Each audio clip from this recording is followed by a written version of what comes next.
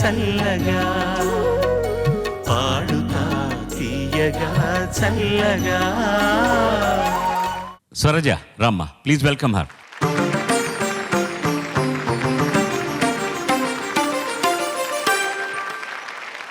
స్వాగతం తల్లి. స్వరజ ఎంపిక చేసుకున్న పాట యు విశ్వేశ్వరరావు గారి రచన, సంగీత మహాదేవన్ గారు, గానం ఎల్లారీశ్వర్ గారు, అప్పారావు గారు.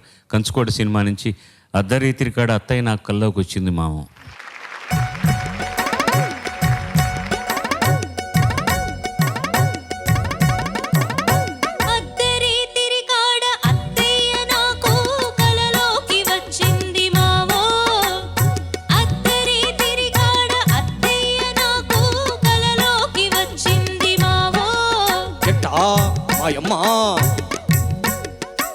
ఆ కలలోన నన్ను అనరాని మాటలతో అదరగొట్టేసింది మావో.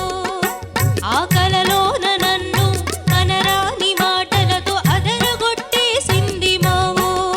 నన్ను అదరగొట్టేసింది మావో. మావో కొట్టదు మరి.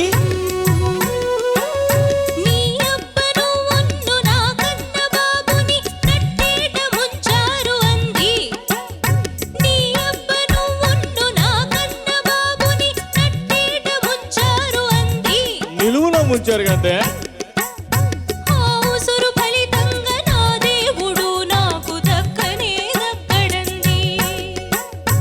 ఆవుసురు ఫలితంగా నా దేవుడు నాకు దక్కనే దక్కడంది. పేడవాయే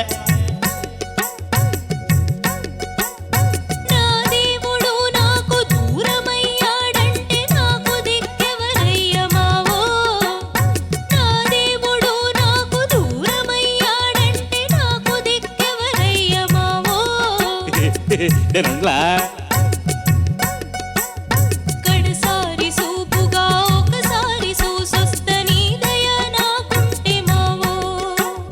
కడసారి సూపుగా ఒకసారి చూసొస్తని దయ నాకుంటే మావో.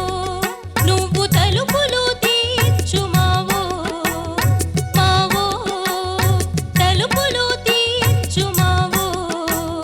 మావో ధన్యవాదాలు.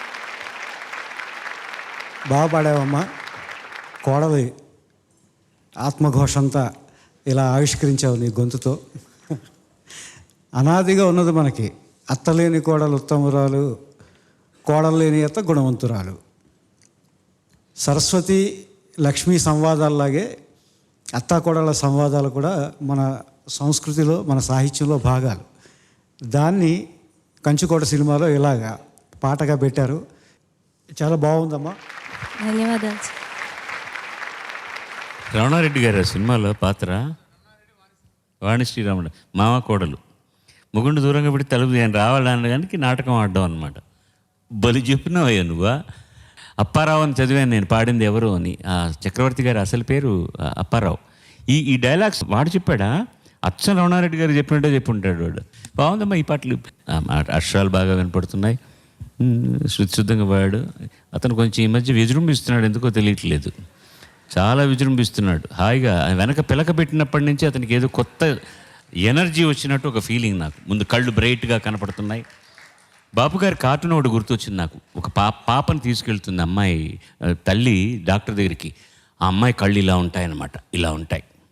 డాక్టర్ గారు చూసి మామూలు చాలా ఉదాసీనంగా, ఈ మందేం అక్కర్లేదమ్మా, జడ కొంచెం లూజుగా వేయి చాలు అంట.